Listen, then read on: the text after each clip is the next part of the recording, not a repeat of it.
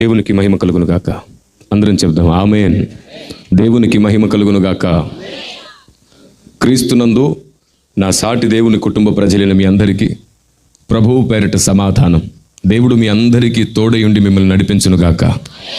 ఆమేన్. మీ అందరికీ క్రిస్మస్ మరియు నూతన సంవత్సర దైవ దీవెనలు కలుగును గాక. నేను ఏ ప్రాంతానికైనా కొత్తగా వెళ్తే అక్కడున్న ప్రజలకు పరిశుద్ధాత్మదేవుని ఓ ఆలోచన మొదట పరిచయం చేసి ఆ తర్వాత వాక్యం అందించడం నాకు అలవాటు.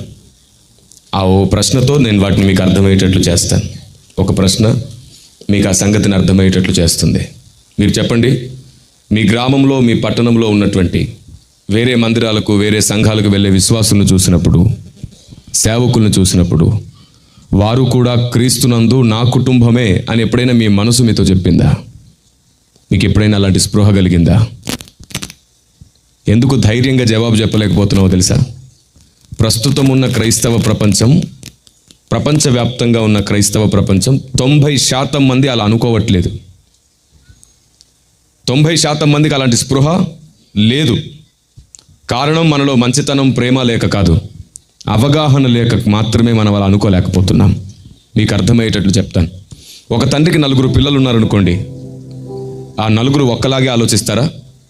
వారి ఇష్టాలు, అభిరుచులు, నమ్మకాలు ఒకలా ఉండవు. ఏవైనా చిన్న గొడవలై వాళ్ళు విడిపోయే అవకాశాలు కూడా ఉన్నాయి. ఒకవేళ వాళ్ళు విడిపోయినా సరే వారి గ్రామం కానీ, బంధువులు కానీ, స్నేహితులు కానీ ఏమంటారో తెలుసా? ఆ 4 ఒక్క కుటుంబమేనండి అంటారు. ఏమిటంట? ఆ 4 విడిపోయిన తర్వాత ఒకే కుటుంబంగా ఎందుకు గుర్తించబడుతున్నారు? కారణం ఏమిటి? ఒక తండ్రి పిల్లలు కాబట్టి, ఒక తల్లి పిల్లలు కాబట్టి విడిపోయినా సరే వారు ఒక కుటుంబం అనే పిలువబడతారు. అలాగే ఈరోజు సిద్ధాంతాలను బట్టి, డినామినేషన్లను బట్టి, మినిస్ట్రీలను బట్టి సంఘం వేరువేరుగా కనబడుతుంది. కానీ గుర్తుంచుకోండి, మనందరికి కూడా తండ్రి ఒక్కడే, మనందరికి కూడా దేవుడు ఒక్కడే. మనమందరము ఆయన కుటుంబం కాబట్టి ఒక్క కుటుంబమే. ఆమేన్. ఈ సిద్ధాంత విభేదాలు ఉన్నాయి చూశారు, ఒకరోజు అవి తొలగిపోతాయి. పరిశుద్ధాత్ముడు అందరికీ జ్ఞానం ఇస్తాడు. ఎవరు బుద్ధి కలిగిన సంఘమో వాళ్ళందరూ కూడా ఒకే విశ్వాసంలోనికి వస్తారు. అది ఖచ్చితంగా నెరవేరుతుంది, జరిగి తీరుతుంది. అది జరగాలనే పరిశుద్ధాత్మ దేవుడు పనిచేస్తున్నాడు. బుద్ధి లేని వాళ్ళందరికీ ఒక అభిప్రాయం ఉంటుంది, బుద్ధి కలిగిన వారందరికీ ఒక అభిప్రాయం ఉంటుంది. మరి బుద్ధి కలిగిన సంఘం ఖచ్చితంగా ఈ సిద్ధాంత విభేదాలు అన్నిటిని పక్కన పెట్టి ఏమనుకుంటుందో తెలుసా? సిద్ధాంతం ఏదైనా, మినిస్ట్రీ ఏదైనా, డినామినేషన్ ఏదైనా, యేసే నా దేవుడని నమ్మి ఆయన రక్తంలో కడగబడిన వారందరూ నా కుటుంబమే. ఆమేన్. ఇలాంటి ఒక మంచి అభిప్రాయానికి మీరు వచ్చినప్పుడు పరిశుద్ధాత్మ దేవుడు మిమ్మల్ని నడిపిస్తాడు. ఆమేన్. ఇప్పుడు నేను మీకు క్రిస్మస్ సందేశాన్ని అందిస్తాను. అవును, క్రిస్మస్ సంబరాన్ని చేస్తున్నటువంటి సంఘం లోకానికి అర్థమయ్యిందా, అపార్థమయ్యిందా? క్రీస్తు పుట్టాడనే వార్త లోకానికి అర్థమవుతుందా, అపార్థమవుతుందా? ఏమనుకుంటుందో తెలుసా లోకం? వీళ్ళు మతం మార్పిడి చేస్తున్నారు అని అనుకుంటున్నారు. క్రీస్తును గూర్చిన వార్త ఈ లోకానికి అపార్థమైపోయింది. డైరెక్ట్గా మాట్లాడతాను. ఎప్పుడైనా మీ గ్రామం, మీ బంధువులు, మీ స్నేహితులు మిమ్మల్ని అడిగే ఉంటారే, మేము మీ ఫంక్షన్కి వస్తాము, మీ పెళ్ళిళ్ళకి వస్తాము, మీ చర్చిలకు వస్తాము, మీ మీటింగ్లకు వస్తాము, మీ క్రిస్మస్లకు కూడా వస్తాము, మీరు పెట్టింది ఏదైనా సరే ప్రేమగా మేము తింటాము. మరి మేము ప్రేమగా ప్రసాదం పెడితే మీరెందుకు తినరు అడిగారా? అడిగితే మనం ఏం చెప్పామో తెలుసా? మేము ఆకాశం నుంచి ఊడిపడ్డాం కదా, మరి మేమందరం ఆకాశం నుంచి ఊడిపడ్డాం అన్నట్టు చెప్పారు. లోకానికి బాధ కలిగిందా? వాళ్ళు ఏమైనా అర్థం చేసుకోగలిగారా? బాధపడ్డారు. మేము ప్రేమతో ప్రసాదం ఇస్తే మీరు ఎందుకు తినరు అని అడుగుతారు వాళ్ళు. మేము క్రిస్మస్కి వచ్చినప్పుడు మీరు కేక్ ఇస్తే తినట్లేదా? మరి మేము ప్రేమగా ఇస్తే ఎందుకు తినరు? మనం చెప్పేమేమిటంటే, నేను యేసుప్రభుని నమ్ముకున్నాను అందుకే తినను అని చెప్పావు. వాళ్ళకి యేసుప్రభు మీద గౌరవం కలిగిందా, కోపం కలిగిందా? నీకెవరు చెప్పారు ఇలాగని అంటే, మా అయ్యగారు చెప్పాడు.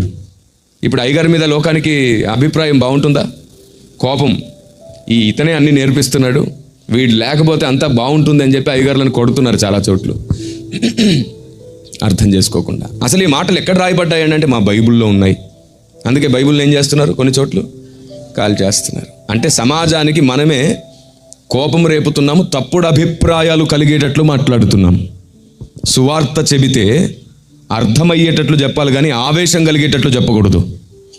కానీ మనం చెప్పే మాటలు వాళ్ళకు ఆవేశాన్నే కలిగిస్తున్నాయి. 13.5 సంవత్సరాల క్రితం సరిగ్గా ఇలాంటి ఒక అవకాశం నాకు వచ్చింది. ఇలాంటి పరిస్థితి నాకు ఎదురైంది. కర్ణాటక రాష్ట్రంలో నేను సువార్త చేయడానికి వెళ్ళాను ఓ పల్లె గ్రామానికి 13.5 సంవత్సరాల క్రితం. ఆ గ్రామానికి వెళ్ళి నేను కరపత్రాలు పంచుతుంటే ఓ పెద్ద ఆయన నన్ను పట్టుకొని ఆ పక్కనే ఉన్న గుడి దగ్గరికి లాక్కెళ్ళిపోయాడు. అక్కడ 4-5 పెద్దవాళ్ళు కూర్చొని ఉన్నారు. అప్పుడు నన్ను అడుగుతున్నాడు, మా దేశాన్ని పాడు చేస్తున్నారా మీరు? మతాలు మారుస్తున్నారు, కులాలు మారుస్తున్నారు అన్నాడు. అప్పుడు నేను అడిగాను ఆయన్ని, దేవునికి మతం ఉంటుందా సార్? దేవునికి కులం ఉంటుందా అని అడిగాను. ఎక్కువ మాట్లాడద్దు నువ్వు అన్నాడు. నేను అన్నాను, దేవుణ్ణి ప్రకటిస్తున్నాను, నేను మతాన్ని కులాన్ని ప్రకటించట్లేదు. దేవుణ్ణి ప్రకటించడం కులము మతాన్ని ప్రకటించడం ఎలా అవుతుంది? అసలు దేవునికి మతం ఉండదు, కులం ఉండదు. దేవునికి మతం లేనప్పుడు, దేవునికి కులం లేనప్పుడు దేవుణ్ణి ప్రకటిస్తే, దేవుణ్ణి నమ్మితే మతం ఎలా మారుతుంది అని అడిగాను. ఆయన దగ్గర జవాబు లేదు. అప్పుడు చెప్పాను నేను ఆయనతో, ఇప్పటి వరకు ఏ మతం ద్వారా కానీ, ఏ కులం ద్వారా కానీ, ఏ రాజకీయ పార్టీ ద్వారా కానీ, ఏ సేవా సంస్థల ద్వారా కానీ, ఏ పోలీస్ వ్యవస్థ ద్వారా కానీ ఇంతవరకు దొంగలు మారలేదు, వ్యభిచారులు మారలేదు, నరహంతకులు మారలేదు, శాడిస్టులు మారలేదు, పేకాటగాళ్ళు మారలేదు, మాంత్రికులు మారలేదు. ఇదిగో ఈ బైబిల్ గ్రంథాన్ని పట్టుకొని ఎందరో దొంగలు మారారు, వ్యభిచారులు మారారు, నరహంతకులు మారారు, శాడిస్టులు మారారు, మంత్రగాళ్ళు మారారు. ఈ గ్రంథాన్ని పట్టుకొని ఎందరో తమ బ్రతుకులను మార్చుకోగలిగారు. ఇప్పుడు ఈ గ్రంథం మతాన్ని మార్చిందా, బ్రతుకును మార్చిందా? మరి లోకానికి ఎందుకు మతం మార్పిడి అని అర్థమవుతుంది చెప్పనా? దానికి కారణం సాతాను కాదు, మనమే. ఆ పెద్ద ఆయన అడిగాడు, యేసుప్రభుని నమ్ముకుంటే యేసుప్రభుని నమ్మని వాళ్ళ పెళ్ళిళ్ళకు, చావులకు, ఫంక్షన్లకు వెళ్ళకూడదని చెప్తారంట కదండి మీరు. అదేం దేవుడు, అదేం గ్రంథము, మీరేం మనుషులు? యేసుప్రభుని నమ్ముకుంటే బంధువులకు దూరంగా ఉండాలని చెప్తారంట కదా మీరని అడిగారు. ఇప్పుడు చెప్పండి, మీరు ఎన్ని క్రిస్మస్లు చేస్తే, ఎంత చెబితే లోకానికి అర్థమవుతుంది?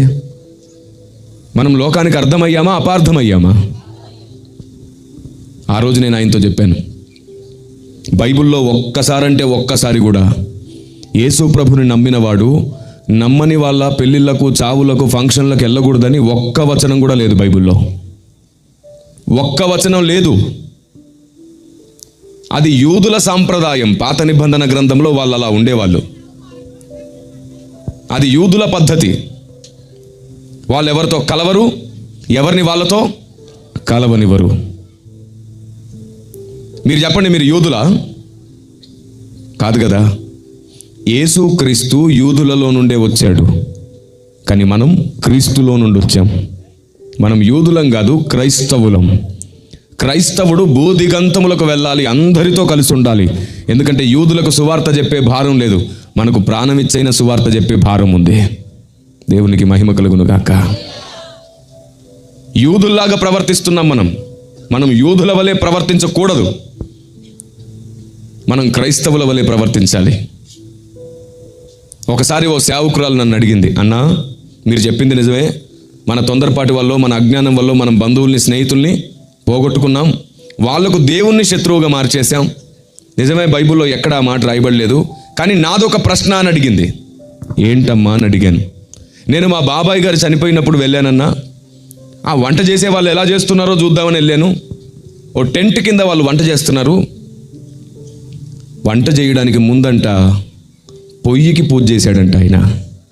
వంట చేయడానికి ముందు పొయ్యికి పూజ చేశాడంట. ఇప్పుడు ఆవిడ అంటుంది, పొయ్యికి పూజ చేసి పైన గిన్నె పెట్టి వంట చేశాడన్నా, నేను తినొచ్చా తినకూడదా అని అడిగింది ఆవిడ. నేను అడిగాను, అసలు ఏం చేసి వచ్చావమ్మా నువ్వు అని. తినకుండా వచ్చేసానన్నా అనింది. నేనన్నాను, ఎప్పుడైనా నీ ఇంటికి పిలిస్తే మళ్ళీ వచ్చారా మరి వాళ్ళు? అవునన్నా, ఒకసారి నా కూతురు బర్త్డేకి పిలిస్తే రాలేదు అన్న. నేనన్నా, రారు, చచ్చేదాకా రారు. అదేంటన్నా మరి తినొచ్చా నేను అని అడిగింది. అప్పుడు నేను అడిగాను, నేను తినొచ్చు అంటే నువ్వు నన్ను ద్వేషిస్తావు, తినకూడదని నేను చెప్పినా నువ్వు అర్థం చేసుకోలేవు. నీకే అర్థమయ్యేటట్టు చెప్తాను. పొయ్యికి పూజ చేసి పైన గిన్నె పెట్టి వంట చేస్తే నాకు అది నిషిద్ధమని నువ్వు అనుకుంటే, భారతదేశంలో రైతులు 90% మంది భూమి పూజ చేసినాకే వరి పండిస్తారు. ఆ లెక్క ప్రకారం నువ్వేం తినకూడదు మరి?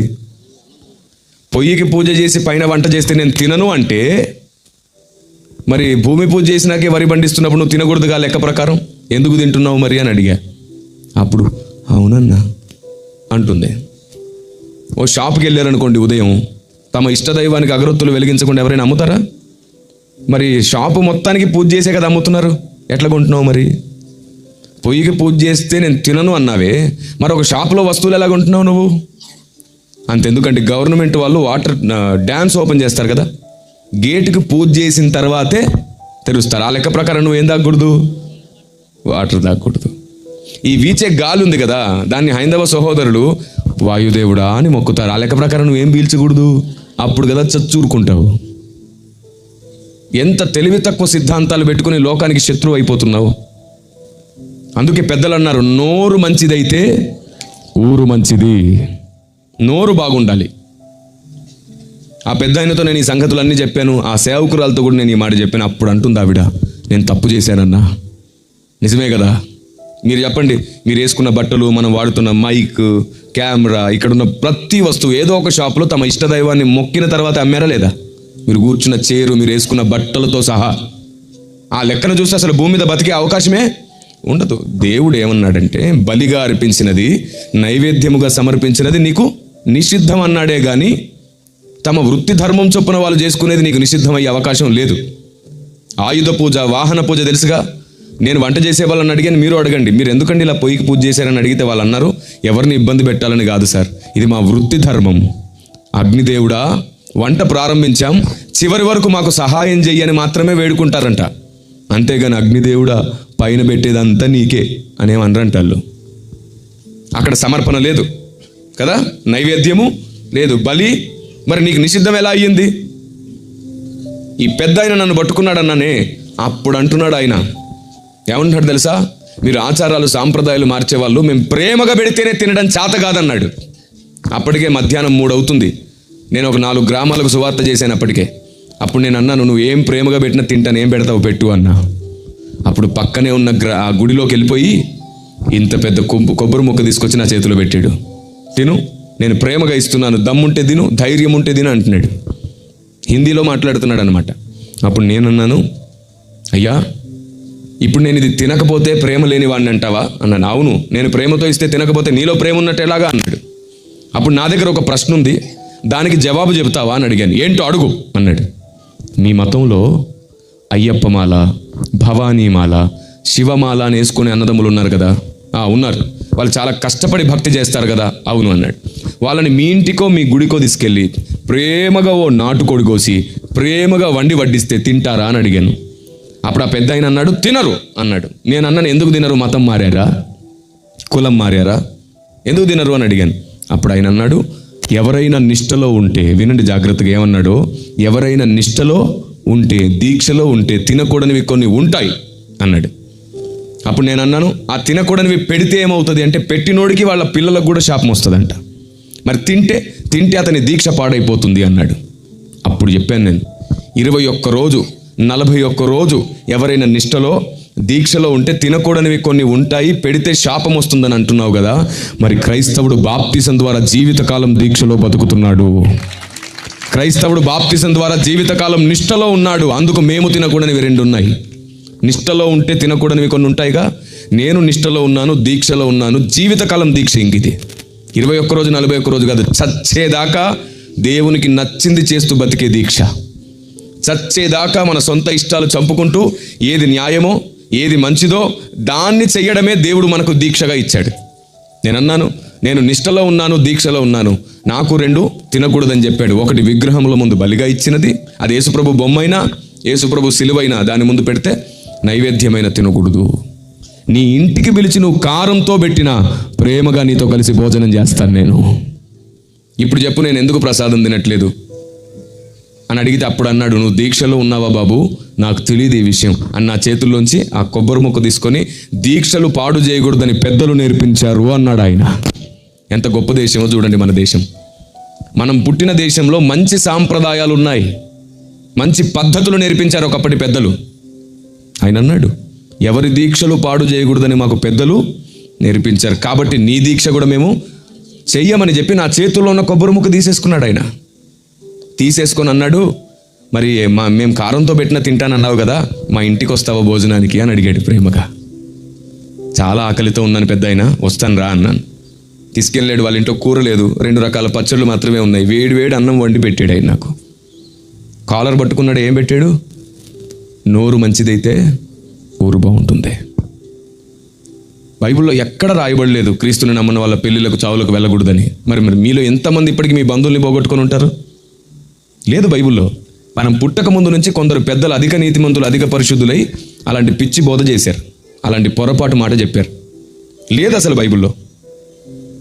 వాళ్ళకు వ్యతిరేకంగా ఉండి వాళ్ళకి ఎలా సువార్త చేస్తావు? వాళ్ళని బాధ పెట్టి సువార్త ఎలా చేస్తావు? ఏమండి, ఇది ఎలా ఉందో తెలుసా? గట్టిగా గిల్లి అని జోలపాడినట్టుంది. బాధ పెట్టి సువార్త ఎలా చేస్తావు? నువ్వు తినకూడదు ఇస్తే ఏం చెప్పాలి? దీక్షలో ఉన్నాను, నిష్టలో ఉన్నాను, నేను తినకూడనివి కొన్ని ఉన్నాయి. బలిగా అర్పించింది నేను తినకూడదు, నైవేద్యంగా పెట్టింది నేను తినకూడదు అని వాళ్ళు పెట్టరు. ఇంకా భారతదేశం అంటేనే అది. నువ్వు నిష్టలో దీక్షలో ఉన్నానని చెప్పు, నువ్వు తినకూడదు పొరపాటున పెట్టరు. అంత గొప్ప దేశం నా దేశం. అర్థం కాలేదు కాబట్టి 4 తగిలిస్తున్నారు. అర్థమైతే గుండెల్లో పెట్టుకొని ప్రేమిస్తుంది నా దేశం. నేను నా బంధువులకు చెప్పాను, నేను క్రీస్తులో దీక్ష పూనాను, ఇక మీద ఆయన ఇష్టమే చేస్తాను, నా ఇష్టాలన్నింటినీ సమాధి చేసుకుంటూ ఉంటాను, నేను ఆయన కొరకే బ్రతకాలనుకుంటున్నాను. ఒకరోజు మా తాత వరుస అయ్యి ఒక ఆయన చనిపోయాడు. బంధువుల దగ్గరికి వెళ్ళాను నేను పలకరిద్దామని. అప్పుడు ఏమంటున్నారు తెలుసా వాళ్ళు? కిరణ్ బాబు వస్తున్నాడు, ఆ అబ్బాయి దేవునిలో దీక్షలో ఉన్నాడు, దేవుని సేవ చేస్తున్నాడు, మనం ఏది పడితే అది పెట్టకూడదు, మంచిది కాదు మనకు అలా పెడితే అని చెప్పి ఒక ఇంటిని శుభ్రం చేసి నేను రాకముందే ఆ ఇంట్లో నీట్గా వంట చేపించి పెట్టారు. ఏం తింటారో తెలియదు, మనం కూరగాయలు వంట చేద్దామని చక్కగా శుభ్రంగా వండి పెట్టి, బాబు నువ్వు అక్కడ అందరితో కాదులే ఇక్కడికి వచ్చి కూర్చో అని చెప్పి స్పెషల్గా ప్రత్యేకంగా నాకు వడ్డించి పెట్టారు. ఎందుకు నన్ను అంత గౌరవించారో తెలుసా? అర్థమయ్యేటట్లు నా భక్తిని చెప్పాను నేను. మీరు కూడా మీ గ్రామానికి, మీ బంధువులకు నీ భక్తి అర్థమయ్యేటట్లు చెప్పు. అప్పుడు నిన్ను అర్థం చేసుకుని గౌరవిస్తారు, ఒకరోజు నీలో ఉన్న క్రీస్తుని కూడా ప్రేమిస్తారు. దేవునికి స్తోత్రం కలుగును గాక. నీ పట్లే గౌరవం లేదనుకో, నువ్వు చెప్పే సువార్తను ఎవరైనా నమ్ముతారా? నమ్మరు. ఇలాంటి దుస్థితి నేడు దాపురించింది. అందుకే క్రైస్తవుడు అంటే ఈ లోకానికి పడట్లేదు. ఈ లోకానికి దేవుడు ఒక్కడే ఉన్నాడని చెప్పాల్సిన బాధ్యత మనది. మనం మతాన్ని కాదు, దేవుణ్ణి పరిచయం చేస్తున్నామనే విషయం ఈ లోకానికి చెప్పాలి. మీరు చెప్పండి, దేవునికి మతం ఉంటుందా? దేవునికి కులం ఉంటుందా? మరి దేవుణ్ణి నమ్మితే మతం ఎలా మారుతుంది? ఆయనకు లేదు కదా. మనం దేవుణ్ణి మతాన్ని మార్చే వాళ్ళం కాదు. దేవుడు ఒక్కడే, అనేకులు దేవుళ్ళు లేరు. దేవుడు ఒక్కడే అనే విషయం ఈ సమాజానికి తెలియాలి. ఎలా తెలుస్తుంది? అర్థమయ్యేటట్లు చెప్పాలి.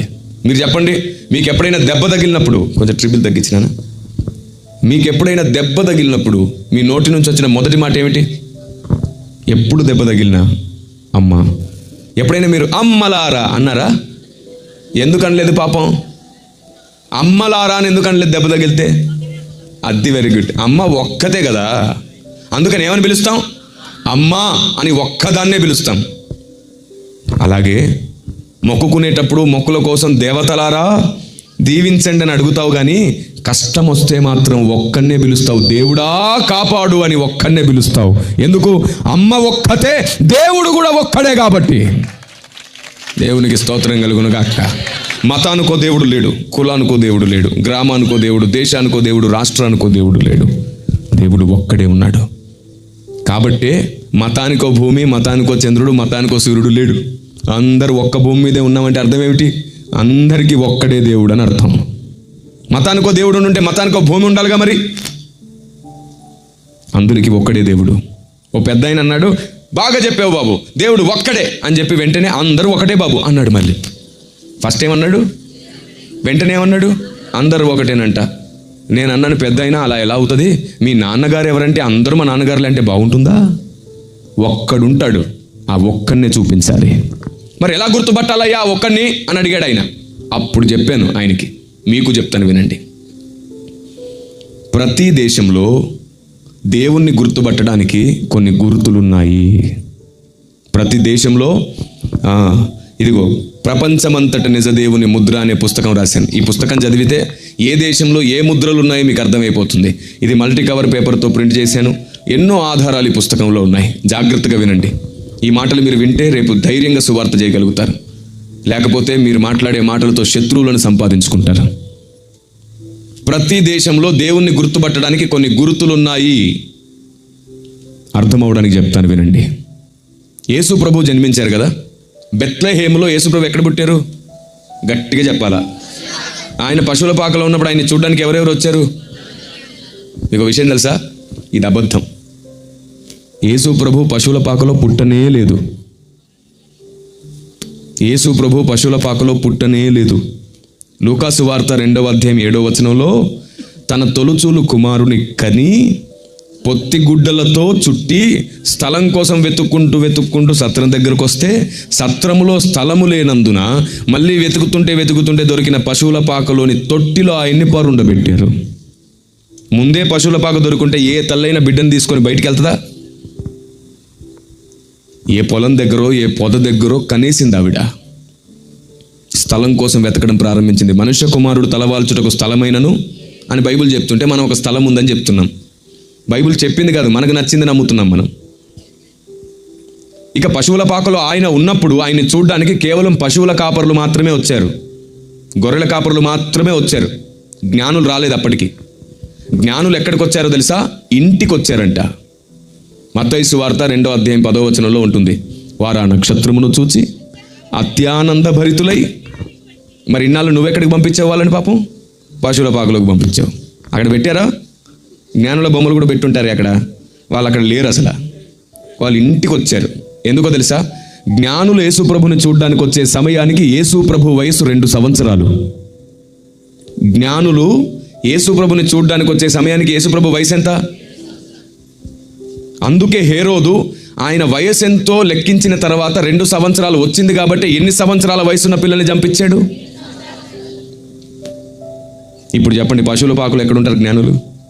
తీయండి ఆ బొమ్మని ఫస్ట్. ఆ జ్ఞానుల బొమ్మని ముందు అక్కడి నుంచి తీసి కింద పెట్టండి. అది సంస్కరణ అంటే. సత్యం తెలుసుకున్న వెంటనే యాక్షన్ ఉండాలి. ఆమేన్. పాపం వాళ్ళు ఫీల్ అయి ఉంటారుగా ఇన్నాళ్ళు. ఏరా మేము ఇంట్లోనికి వస్తే మమ్మల్ని పశువుల పాకులోకి నెట్టేశారు. వెరీ గుడ్ తమ్ముడు. పొరపాటుకు కూడా ఎప్పుడు అలాంటి ప్రస్తావన తేకండి. బైబిల్లో ఉన్నదే నమ్మాలి, లేనిదొద్దు. ఒకప్పుడు మనం అందరం బాబిల్ గోపురం దగ్గర ఉన్నాం కదా, ఒకే భాష ఒకే ప్రజ. ఎవరు చెదరగొట్టారు? దేవుడే చెదరగొట్టాడు. విడిచిపెట్టేశాడా చెదరగొట్టి? నేను విడవను ఎడబాయనని చెప్పిన దేవుడు ఎన్ని గుంపులుగా విడదీశాడో ఆయన కూడా అన్ని ప్రతిరూపాలుగా వారితో ఉన్నాడు. ఇప్పుడు ఇక్కడ ఉన్నాడా? వేరే దేశంలో ఉన్న వాళ్ళతో ఉన్నాడా? అందరితో ఉన్నాడా? అలాగే ఆయన విడదీసి విడిచిపెట్టాల, అందరితో పాటు వెళ్ళాడు. ఆయన్ని గుర్తుపట్టడానికి కొన్ని గుర్తులు వాళ్ళకి చెప్పాడు. అందుకే ఏమనుందో తెలుసా? అపోస్తల కార్యం 17వ అధ్యాయంలో ఉంటుంది. ఇదిగోండి, ఒక మనిషిని నుండే ప్రతి జాతి మనుషుని ఆయన పుట్టించి వారు తడువులాడి కనుగొను నిమిత్తము వారికి పొలిమేర్లను నియమించాడంట. ఆయన్ని గుర్తించడానికి కొన్ని గుర్తులు దేవుడు పెట్టాడు. అర్థమవ్వడానికి చెప్తున్నాను. యేసు ప్రభు జన్మించినప్పుడు తూర్పు దేశపు జ్ఞానులు వచ్చారా రాలేదా? ఎవరు చెప్తే వచ్చారు వాళ్ళు? ఎవరు చెప్పారు? నక్షత్రాన్ని చూస్తూ వచ్చారంట వాళ్ళు. అంటే వాళ్ళ దగ్గరున్న నమ్మకం, వాళ్ళ దగ్గరున్న గుర్తేమిటి? వాళ్ళ గ్రంథంలో రాయబడింది. ఆ గ్రంథం పేరు జెండ్ అవెస్థా. జెండు బామ్ తెలుసుగా, వాళ్ళే తయారు చేస్తారు. వాళ్ళ గ్రంథం పేరే ఆ మందుకు పెట్టారు. జెండ్ అవెస్థా గ్రంథం పేరు. తలకు రాసుకునే ఈ మందు పేరేంటి? జెండు బామ్. వాళ్ళ గ్రంథంలో 5వ అధ్యాయంలో ఒకసారి, 35వ అధ్యాయంలో ఇంకోసారి రాయబడింది, పరమాత్ముడు ఈ లోకంలో జన్మించినప్పుడు ఆయన నక్షత్రం కూడా ఆకాశమున జన్మిస్తుంది. ఆ నక్షత్రాన్ని బట్టి మీరు ఆయన్ని తెలుసుకోగలుగుతారని చెప్పాడు. వీళ్ళు ఇంకా నక్షత్ర పూజ చేయడం, నక్షత్రాల కోసం వెతకడం. ఇప్పటికీ ఆ పారసిక దేశంలో నక్షత్రాలకు విలువ ఎక్కువ. వాళ్ళు నక్షత్రాలను వెతుకుతూ ఉంటే ఒక నక్షత్రం ఎప్పుడు కనబడతానే ఉంది. ఏ నక్షత్రమైనా నెలకు 2 నెలలకు వెళ్ళిపోయేది. కానీ ఈ నక్షత్రం పోవట్లా. 6 నెలలైంది పోలా, సంవత్సరం అయింది. వెంటనే వాళ్ళ జ్ఞానులందరూ కలిసి కూర్చొని మాట్లాడి, ఇది ఖచ్చితంగా పరమాత్ముని నక్షత్రమే, రక్షకుని నక్షత్రమే వెతుక్కుంటూ వచ్చారు. అప్పుడు ఇప్పుడు వాళ్ళ దేశంలో ఉన్న గుర్తేమిటి? నక్షత్రం. మరి మన దేశంలో ఏ గుర్తుంది? బలి. మన దేశంలో ఉన్న గుర్తు పేరేమిటి? బలి. ఋగ్వేదం 1వ మండలంలో నేను చదివాను. ఇప్పటికీ 612 గ్రంథాలను నేను చదివాను. పురాణాలు, చరిత్ర గ్రంథాలు, ఇతిహాసాలు, ఏవండి అన్నింటినీ 612 గ్రంథాల మీద ఇప్పటివరకు నేను పరిశోధన చేసి ఇప్పటివరకు 16 పుస్తకాలు రాశాను. అందులో మీకు ఒకటి పరిచయం చేస్తాను. దీని పేరు సనాతన సత్య పరిరక్షణ. లోకం మనల్ని ప్రశ్నలు అడుగుతుందని చెప్పానే, ఇందులో 612 ప్రశ్నలకు మీకు జవాబులు దొరుకుతాయి. ఇది మల్టీ కవర్ పేపర్తో ప్రింట్ చేసాం, చరిత్ర ఆధారాలు కూడా ఉన్నాయి ఇందులో. ఈ పుస్తకం ఎందుకు పరిచయం చేస్తున్నానో తెలుసా? ఈ మట్టి మనిషి ఈరోజు ఉండొచ్చు, రేపు మట్టిలో కలిసిపోవచ్చు, కానీ ఈ మనిషిలో పెట్టిన దేవుని ఆలోచన ఎప్పుడు మీతో మాట్లాడుతూ ఉండాలి. అందుకే వాటన్నిటిని ఇందులో ముద్ర వేశాం. మనిషిగా నేను మీతో రోజు దగ్గరుండి బోధించలేను, చెప్పలేను, కానీ దేవుడు నాలో పెట్టినది ఎప్పుడు మీకు దగ్గరగా పెట్టగలుగుతాను, అది పుస్తక రూపంలో. దీనికి ఛార్జింగ్ అక్కర్లా, కరెంట్ అక్కర్లా, నువ్వు ఎప్పుడైనా చదువుకోవచ్చు దీన్ని. చనిపోయేలోపు నువ్వు సత్యమును జ్ఞానమును నేర్చుకోవాలి. దేవునికి స్తోత్రం కలుగును గాక. ఇందులో 600 ప్రశ్నలకు జవాబులు ఉన్నాయి. నువ్వు వీటిని సంపాదించుకొని లోకంతో ఎలా జవాబు చెప్పాలో మీరు నేర్చుకోవచ్చు. ఈ పుస్తకాలు ఎందుకు పరిచయం చేస్తున్నాను తెలుసా? మనం సంపూర్ణం అవడానికి బైబిల్ ఒక్కటి చాలు. భక్తిలో సంపూర్ణం అయిపోవచ్చు, కానీ లోకం నిన్ను అడిగే ప్రతి ప్రశ్నకు నువ్వే జవాబు అవ్వాలి. సంఘమే లోకానికి జవాబు అవ్వాలి. వీళ్ళు బావిలో కప్పలాగా ఏదో గుడ్డిగా క్రీస్తుని నమ్మారని కాదు, అన్నీ తెలుసుకున్నాకే క్రీస్తే సత్యమని నమ్మారని లోకం గుర్తుపట్టాలి. దేవునికి మహిమ కలుగును గాక. అందరు అద్భుతాలు స్వస్థతలను బట్టి నమ్మేవాళ్ళు కాదు, కొందరు సత్యమును తెలుసుకొని నమ్మేవాళ్ళు ఉంటారు. అందుకు లోకం అడిగే ప్రతి ప్రశ్నకు జవాబుగా నిలబడాలని వీటన్నిటిని పరిశీలించడమే కాదు, నా దగ్గర తర్ఫీదవుతున్న స్టూడెంట్స్ అందరికీ ఇవన్నీ నేర్పిస్తున్నాను కూడా. ఎందుకంటే ఒకడు బయటికి వెళ్ళి సేవ చేస్తే పౌలులాగా మాట్లాడాలి. పౌలులాగా అందరికీ అన్ని రకాలుగా జవాబు చెప్పేవాడు అవ్వాలి. ఏ దేశం వాడు అడిగినా, ఏ మతం వాడు అడిగినా, ఎవరు అడిగినా సరే వారి దగ్గర జవాబు ఉండాలి. దేవుని దాసుడు ప్రతి ప్రశ్నకు సమాధానం చెప్పడానికి సిద్ధంగా ఉండాలి, సన్నద్ధుడై ఉండాలి. దేవునికి స్తోత్రం కలుగును గాక. కాబట్టి ఖచ్చితంగా ఈ పుస్తకాలు మీరు సంపాదించుకోండి. ఇకపోతే మన దేశంలో ఒక గుర్తుందన్నాను కదా, ఋగ్వేదం 1వ మండలంలో ఒక యజ్ఞం గురించి రాయబడింది. అప్పటికి ఏమండోయ్, ఈ యజ్ఞం చేసే సమయానికి బుద్ధుడు పుట్టల. అప్పటి సంగతి చెప్తున్నాను నేను. ఆ యజ్ఞం పేరు ఆజ మేధ యజ్ఞం. అమ్మ పిల్లలతో తర్వాత ఆడుకోవచ్చులే తల్లి. బుద్ధున్న పని ఏమిటంటే, ఇంత పెద్ద సభ పెట్టుకుని మీరు అందరూ కూడుకుని చలిలో కూర్చొని ఉన్నారు. నేను అంత దూరం నుంచి 4 గంటలు ప్రయాణం చేసి ఇక్కడికి వచ్చాను మీకు దేవుని జ్ఞానం చెప్పడానికి, మీరు పిల్లలతో ఆడుకోవడానికి కాదు. తెలివి తక్కువ ఆలోచన అది. తెలివి తక్కువ పని ఏమిటంటే, దేవుడు మాట్లాడేటప్పుడు తన దాసుని వాడుకొని పిల్లలతో ఆడుకోవడం తెలివి తక్కువ పని. పిల్లలకు నేర్పాలి. ఒక్కసారి మందిరంలో ప్రార్థనలో కూర్చున్నప్పుడు కదలకుండా కూర్చోవడం నేర్పాలి. మేము అలవాటు చేసాం మందిరంలో. వాడికి సంవత్సరంన్నర కూడా ఉండదు పెద్దగా. ప్రార్థన స్టార్ట్ అయినప్పటి నుంచి ముగిసే వరకు చేతులు కట్టుకొని కూర్చుంటాడు మందిరంలో.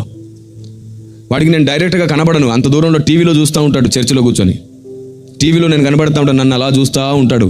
మొత్తం అయిపోయినాక అప్పుడు వచ్చి నా దగ్గరకు వచ్చి మొత్తం చూచినా, మొత్తం విన్నా అంటాడు. వాళ్ళ అమ్మ చెప్పిందంట, నాన్న నువ్వు దేవునికి ఎంత భయపడతావో దేవుడు నిన్ను అంత దీవిస్తాడు, పాల్మామని చెప్పాడు నువ్వు అసలు మాట్లాడకూడదంట అని. వాడు అల్లరి చేస్తూ ఉంటే వాడికి 6 నెలలు 7 నెలలు ఉన్నప్పటి నుంచే చెప్తుంది. వాడికి సంవత్సరం వచ్చేసరికి మందిరంలో మర్యాద కూర్చోవడం నేర్చుకున్నాడు. నీ బిడ్డ దేవునికి ఎంత భయపడతాడో వాడి భవిష్యత్ అంత గొప్పగా ఉంటుంది, ఖచ్చితంగా ఉంటుంది. ఆయనకు భయపడు వాడు దీర్ఘాయుష్మంతుడవుతాడు. దేవునికి స్తోత్రం కలుగును గాక. వేదములో మన భారతదేశంలో ఉన్న ఋషులు అడిగారంట, దేవుడా మీరెవరు, మీ పేరేమిటి, మీరు ఎలా ఉంటారు, మా పితరులు వెతికిన దేవుడా మీరెవరు అని అడిగారంట. ఎందుకంటే బాబెల్ గోపురం దగ్గర నుంచి ఇక్కడికి కూడా కొందరు వచ్చారుగా, వాళ్ళు అడిగారు అయ్యా మీరెవరు అని. అప్పుడు దేవుడు వాళ్ళకు ప్రత్యక్షమయ్యాడంట. ఎలా ప్రత్యక్షమయ్యాడని ఉందో తెలుసా? వెలుగులాగా. పరం జ్యోతి అని రాయబడింది వేదాల్లో. బైబిల్లో ఏమనుంది? నేనే వెలుగు అని రాయబడింది. పరము నుండి ఒక వెలుగు వచ్చింది మా మధ్యలో అని రాసుకున్నారు మన దేశస్థులు. అప్పటికి వాళ్ళు ఏ ఆచారాలు, ఏ సాంప్రదాయాలు, ఏ మతాల ప్రస్తావన లేదు. అప్పటికి వాళ్ళు ఏ పూజలు చేసేవాళ్ళు కాదు, కేవలం తపస్సు చేసేవాళ్ళు. తపస్సు అంటే ఏమిటో తెలుసా? చీకటిలో నుండి వెలుగులోనికి వచ్చే ప్రయత్నం పేరు తపస్సు. అయ్యా మమ్మల్ని వెలుగులోనికి తీసుకొని రా, దేవుడా మీరెవరు, దేవుడా మీరెవరని వెతికేవాళ్ళు. దేవుడు ప్రత్యక్షమై చెప్పాడంటే మన దేశ ఋషులకి, ఇదిగో నేను వెలుగై ఉన్నాను, నేను సత్యమై ఉన్నాను, నేను జీవమై ఉన్నానని చెప్పాడంట. మరి బైబిల్లో ఏం రాయబడింది? నేనే సత్యమును, నేనే జీవమును, నేనే మార్గమును అని అన్నాడు. అందుకే అసతోమ సద్గమయ, తమసోమ జ్యోతిర్గమయ, మృత్యోర్మ అమృతంగమయ అని యాజ్ఞవల్క మహర్షి బృహదారణ్యోపనిషత్తులో ప్రార్థన చేశాడు. అవే మనకు స్కూల్స్లో, కాలేజెస్లో నేర్పిస్తారు. అయ్యా మాకు సత్యము కావాలి, మాకు జీవము కావాలి, మాకు వెలుగు కావాలని అడిగారు వాళ్ళు. దాని అర్థం అది.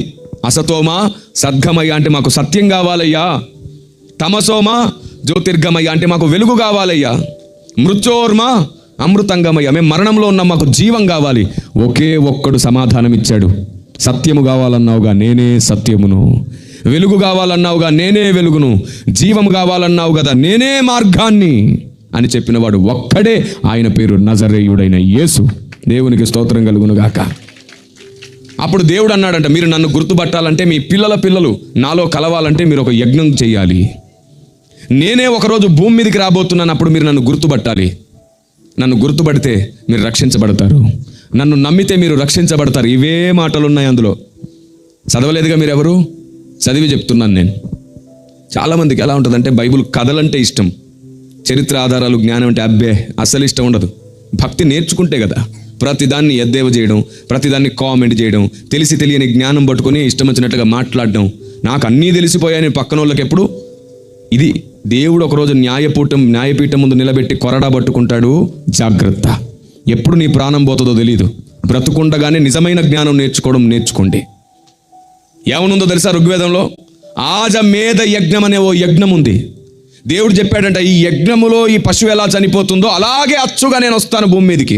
అయ్యా నువ్వు ఎక్కడికి వస్తావు? భూమి మీద ఎక్కడ పుడతావు? దేవుడు అన్నాడు, వేదాహమస్య భువనస్య నాభిం అన్నాడు. అంటే అర్థం ఏమిటంటే భూమికి మధ్యలో నేను జన్మించబోతున్నాను అని అర్థం. భూమికి మధ్యలో జన్మించబోతున్నాను. భూమికి మధ్యలో ఏముంది? బైబిల్ చెప్తుంది, భూమి నట్టనడి మధ్యలో నివసించిన ప్రజలు అని ఇశ్రాయేలు ప్రజలకు పేరు బైబిల్ ప్రకారంగా. ప్రపంచ పటంలో చూస్తే మధ్యలో ఉన్నది ఇశ్రాయేలు దేశం. దేవునికి స్తోత్రం కలుగును గాక. ఆమేన్. ఈ ఆజమేధ యజ్ఞం ఎలా చేసేవాళ్ళో తెలుసా? వినండి, అందరూ గమనించండి. ఒక మేకను కానీ గొర్రెను కానీ తీసుకునేవాళ్ళు, దానికి పట్టు వస్త్రాలు వేసేవాళ్ళు, దాని తలకు ముళ్ళు చుట్టేవాళ్ళు, దాని వస్త్రాలు ఊడబెరికి కొరడాలతో దాన్ని కొట్టేవాళ్ళు, దాని నోట్లో చేదుబోసి దాన్ని చెక్క బల్ల పైన పరుండబెట్టి మేకులతో దాని కాళ్ళను దిగగొట్టేవాళ్ళు, దాన్ని వేలాడదీసి దాన్ని రక్తం ఓడ్చేటట్లు పొడిచేవాళ్ళు. ఎముక విరగకుండా ఆ యజ్ఞం చేయాలనేది రూల్. సాయంకాలానికి అది చనిపోయిన తర్వాత బ్రతకకపోతే సాయంకాలానికి దాన్ని దించి చంపిన ఋషులే నిప్పుల మీద దాన్ని కాల్చుకొని యజ్ఞం చేసిన ఏరియాలో తిరుగుతూ తినేవాళ్ళంట. ఇలా వందల వేల గొర్రెల్ని చంపినా కానీ ఒక్క గొర్రె కూడా బ్రతకలేదు. మళ్ళీ తపస్సు చేశారు వాళ్ళు, దేవుడా ఒక్క గొర్రె బ్రతకట్లేదు అంటే దేవుడు అన్నాడు, ఏ గొర్రె బ్రతకదు. ఆ గొర్రె ఎలా చనిపోతుందో ఖచ్చితంగా అలాగే నేను వచ్చి భూమి మీద చనిపోయి నేను బ్రతకబోతున్నాను మీ పాపములన్నిటిని తొలగించడానికి అని దేవుడు చెప్పాడు. ఇప్పుడు చెప్పండి, విదేశీ దేవుడు విదేశీ మతం అన్నారే, మరి ఋగ్వేదంలో ఉన్న ఈ ఆజమేధ యజ్ఞం ఏ దేవునిలో నెరవేరింది? నేను వెతికి చూశాను, క్రీస్తులో తప్ప ఈ యజ్ఞం ఇంకెవరిలో నెరవేరలేదు. ఈ యజ్ఞం ఒక గుర్తు మన దేశానికి. ఎందుకు పోయింది తెలుసా ఈ గుర్తు? బుద్ధుని వల్ల. బుద్ధుడు వచ్చి అన్నాడు, జీవహింస చెయ్యరాదు అన్నాడు, జీవహింస చెయ్యరాదు అన్నాడు. అప్పటి నుంచి యజ్ఞాలు ఆపేశారు. అప్పటి నుంచి పిండితో నెయ్యితో యజ్ఞాలు చేయడం స్టార్ట్ చేశారు. ఆ తర్వాత ఈ బలులు ఆపేశారు. మళ్ళీ కొన్నాళ్ళకు మళ్ళీ బలులు స్టార్ట్ అయినాయి, కానీ ఈ ఆజమేధ యజ్ఞం మరుగున పడిపోయింది. దేవుడు మనుషులకు గుర్తుపట్టడానికి ఇచ్చిన గుర్తు మన దేశంలో ఈరోజు ఎవ్వరికీ తెలియదు. అడగండి పూజారులని, పెద్దలని, స్వామీజీలను అడగండి, ఈ ఆజమేధ యజ్ఞం వేదాల్లో ఉందా సార్? దేవుడు ఇలాగే వచ్చి చనిపోతాడని వేదాల్లో ఉందా?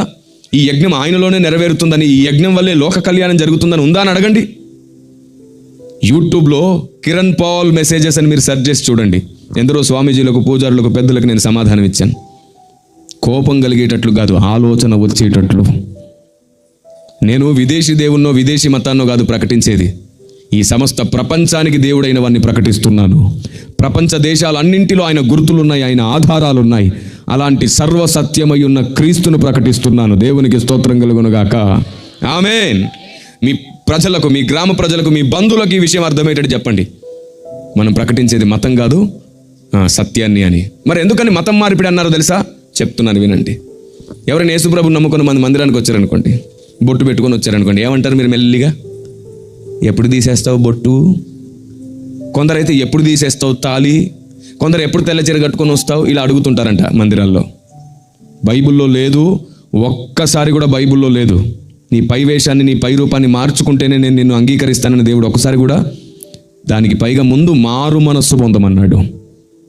నేను నా 18 సంవత్సరాల సేవా అనుభవంలో ఒక్కరితో కూడా ఎప్పుడు నేను పై రూపాన్ని మార్చుకోమని చెప్పనే లేదు. క్రీస్తు ప్రేమని చెప్పాను, దేవుని జ్ఞానాన్ని చెప్పాను, మరణం తర్వాత జీవాన్ని చెప్పాను. ఈ భూమి మీద సాతాను ఏం చేస్తున్నాడో వాళ్ళకి అర్థమయ్యేటట్లు చేసినాను. వారు దేవుని ప్రేమను, దేవుని జ్ఞానాన్ని అర్థం చేసుకుని పరిశుద్ధాత్మ దేవుడు వారిలో క్రియ చేసినప్పుడు ఏవి తీయాలో, ఏవి ఉంచుకోవాలో వారి మనస్సాక్షిని బట్టి వాళ్ళే నడుచుకున్నారు. మీరు ఆఫ్రికా దేశానికి వచ్చారనుకోండి, అక్కడ వాళ్ళు కర్రలు చెవుల్లో పెట్టుకుంటూ ఉంటారు, కర్రలు ముక్కులో పెట్టుకుంటూ ఉంటారు, రకరకాల దండలు వేసుకుంటూ ఉంటారు. వాళ్ళు ఆరాధన చేయమంటే చేతులు పట్టుకొని చుట్టూ తిరుగుతూ గంతులు వేసుకుంటూ ఆరాధన చేస్తారు. అక్కడికి వెళ్ళి ఆరాధన ఇలాగూ చేయకూడదంటే 4 తగిలిస్తారు. దేవుడు ఏది పట్టించుకోడో అది పట్టించుకొని సిద్ధాంతాలు స్థాపించాడు మనిషి. దేవుడు ఏది చెయ్యాలి ఖచ్చితంగా అని చెప్తాడో దాన్ని చెయ్యం మనం. ఇప్పటికీ బైబిల్ గ్రంథంలో ఉన్న సంగతుల విషయంలో కూడా 3000 సంగతులు మనం తప్పుగా నమ్ముతున్నాం. బైబిల్లో ఒకటి ఉంటే మనం ఇంకోటి నమ్ముతున్నాం. ఇప్పుడు చెప్పానుగా, ఆయన పశువుల పాకలు అసలు పుట్టనే లేదు కానీ నమ్మాం. జ్ఞానులు ఆయన దగ్గరికి పశువుల పాక దగ్గరికి రానే లేదు కానీ మనం నమ్మాం. ఇప్పుడు 10 మంది కన్యకలు ఉన్నారా? వాళ్ళలో ఎంతమందికి బుద్ధి లేదు? ఎంతమంది ఎత్తబడ్డారు? ఎంతమంది పడుకున్నారు? గట్టిగా చెప్పాలి. ఎంతమంది మెలకుగా ఉన్నారు? ఇది కూడా అబద్ధమే. 5 పడుకున్నారు, 5 మెలకుగా ఉన్నారని బైబిల్లో లేదు అసలు. కానీ సండే స్కూల్ నుంచి అదే నేర్చుకుంటాం, సండే స్కూల్ నుంచి అదే చెప్తాం. ఇలా చచ్చేదాకా బైబిల్లో ఒకటి ఉంటే ఇంకోటి నమ్ముతూ పోతే రేపు దేవుడు నిన్ను లెక్క అడగడా? బైబిల్లో ఉన్న విషయమే డైరెక్ట్గా చదవట్లా నువ్వు. లోకానికి ఏం చెప్తావు పోయి? చూడండి ఒకసారి మత్తయి సువార్త 25:5 అక్కడ ఏముందో చూడండి. ఏమిటంట? ఇప్పుడు చెప్పండి, అందరూ 5? ఇలాంటివి ఎన్ని విషయాల్లో పొరపాటు నమ్ముతున్నాం ఇప్పటికీ? 3000 తప్పులు నమ్ముతుంది సంఘం. అబద్ధబోధ కాదు, పొరపాటు, మిస్టేక్. 3000 తప్పులు. ఇన్ని సంవత్సరాల నా పరిశోధనలో 3000 తప్పులు నమ్మడం గమనించాను నేను. ఇప్పుడు మీకు ఎన్ని చెప్పాను? 3 చెప్పాను. 1 పశువుల పాక, 2 జ్ఞానులు, ఇప్పుడు బుద్ధి లేని కన్యకలకు. ఇంకెన్ని మిగిలి ఉన్నాయి బ్యాలెన్స్?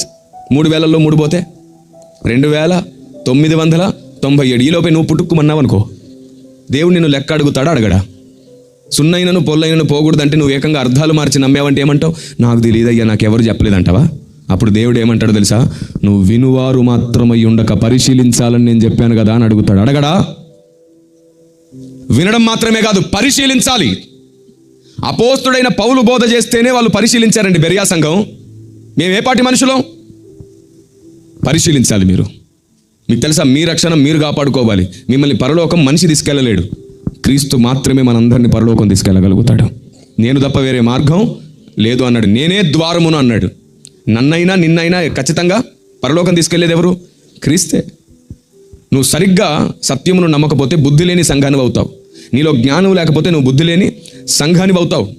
సత్యము నీలో నివసించకపోతే, నువ్వు సర్వసత్యంలోనికి రాలేకపోతే విడువబడే అవకాశం ఉంది. మీరు చెప్పండి, బుద్ధి లేని సంఘం కూడా దేవుని నమ్ముకున్నదే కదా. చేతుల్లో దివిటీలు ఉన్నాయి కదా. ఎవరి కోసం ఎదురు చూస్తుంది? క్రీస్తు కోసమే కదా. మరి ఎందుకు విడువబడింది? సత్యములు లేదు, దేవుని గూర్చిన జ్ఞానం లేదు. అందుకే బైబిల్ చెప్తుంది, నా జనులు జ్ఞానము లేకయే నశించిపోవచ్చున్నారు, నా జనులు జ్ఞానము లేకయే చెరపట్టబడుచున్నారు అంట.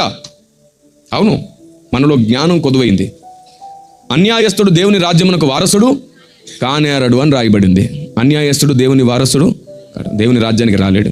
మన అందరిలో అన్యాయం ఉంది తెలుసా?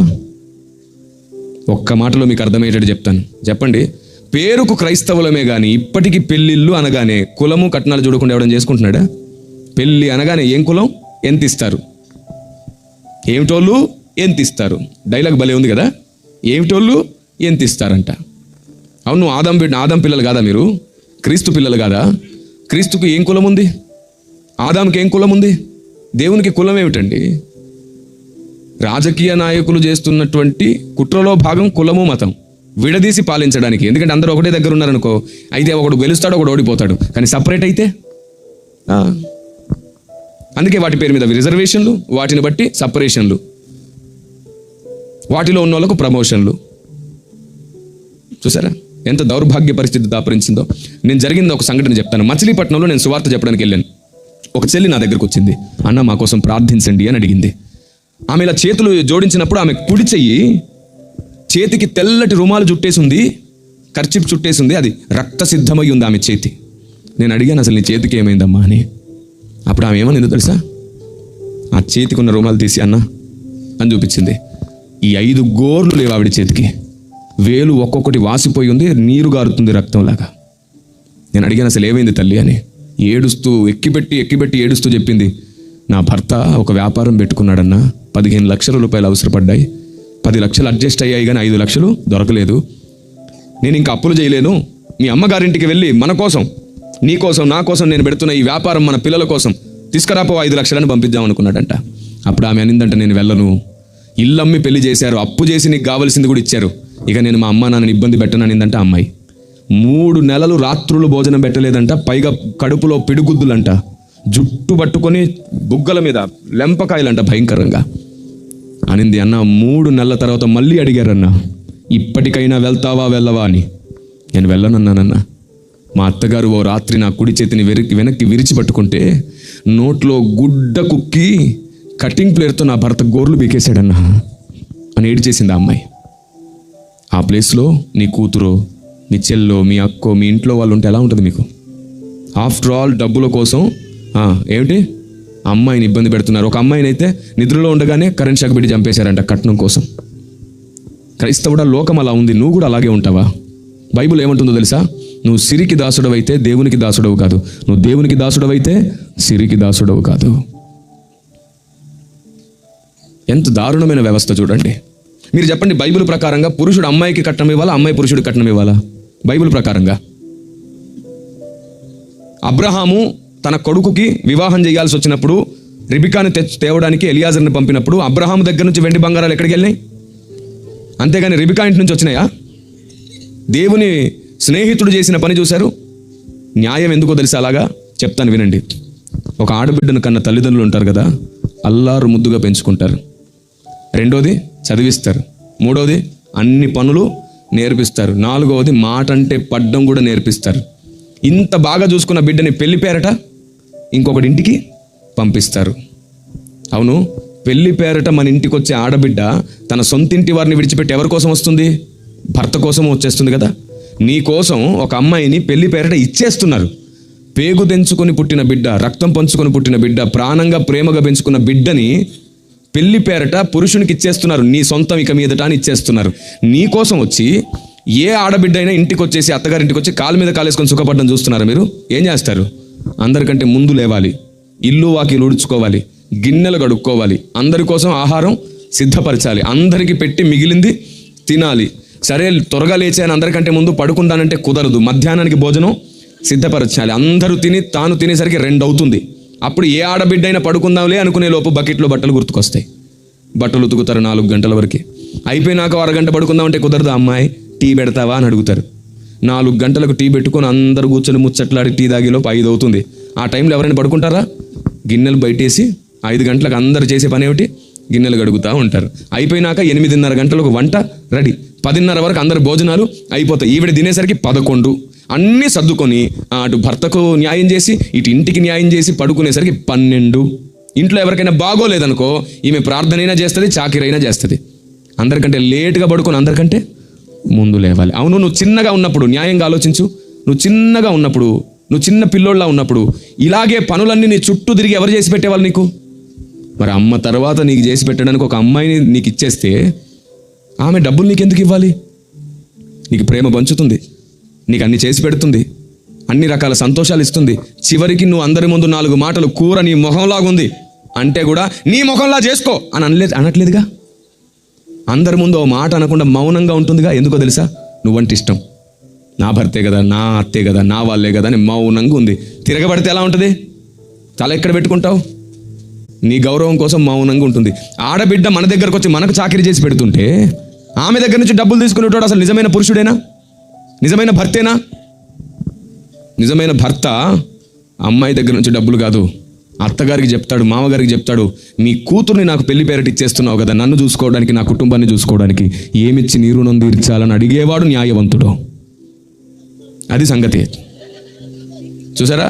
2 లక్షలు 3 లక్షలు అడుగుతున్నారంట. నేను మిమ్మల్ని మాట అడుగుతున్నాను, జాగ్రత్తగా వినండి. ఒక మాట అడుగుతున్నాను, అమ్మాయి తెచ్చే డబ్బు శాశ్వతంగా ఉంటుందా? ఒక సంవత్సరానికి కరిగిపోతుందిగా. కానీ నువ్వు దేవునికి భయపడితే ఆయన హస్తం నీ పిల్లలకు తోడుగా ఉంటుంది చివరి వరకు. ఆమేన్. మొన్న కరోనా వచ్చింది, ఏ డబ్బు కాపాడింది? ఎంత డబ్బున్నోడైనా సావాల్సి వచ్చింది. అమ్మాయి దగ్గర నుంచి డబ్బు తీసుకోవద్దు, అది అన్యాయం. మనలో ఎంత అజ్ఞానం ఉందో తెలుసా? పెళ్ళైన తర్వాత ఆడబిడ్డ గర్భవతి అవుతుంది కదా, అప్పుడు మాట్లాడతారు, మొదటి కాన్పు మీ అమ్మగారు చేయాలి, 2వ కాన్పు మేము చేస్తామంట. చూసారా ఎంత సిగ్గులేని వ్యవస్థ దాపురించిందో చూడండి. ఒక్కసారి ఆడబిడ్డ మన ఇంటికి వస్తే మన సొంతం కదా, ఆ మనిషి మన మనిషే కదా, ఆమె విషయంలో ప్రతి రూపాయి మనదే అవ్వాలి. అదే నిజమైన ప్రేమ, అదే నిజమైన పురుషుడు, అదే నిజమైన కుటుంబం. ఇప్పుడు ఇంత చెప్పినాక మీరు నన్ను అడుగుతారు, నాకు తెలుసు. మంచి చెప్పేటోడిని ఖచ్చితంగా వేలెత్తి చూపించే సమాజం ఇది. నీకు పెళ్ళయిందా? ఒకవేళ అయితే నువ్వు కట్నం తీసుకున్నావా? ఎక్కడున్నావు బాబు? ఇక్కడ ఉన్నావా ఉదయ్? మా ఆవిడ తమ్ముడు ఒకడు నాతో పాటు ఉన్నాడు, ఇక్కడే నాతో సేవలోనే ఉన్నాడు. ఆ బిడ్డ కూడా పరిచయం చేస్తాను. ఆ అబ్బాయిని అడగండి, మీ బావగారు కట్నం తీసుకున్నారా అని అడగండి, చెప్తాడు. ఇంతవరకు ఒక కర్చీప్ కానీ ఓ స్పూన్ కానీ నేను తీసుకోలేదు.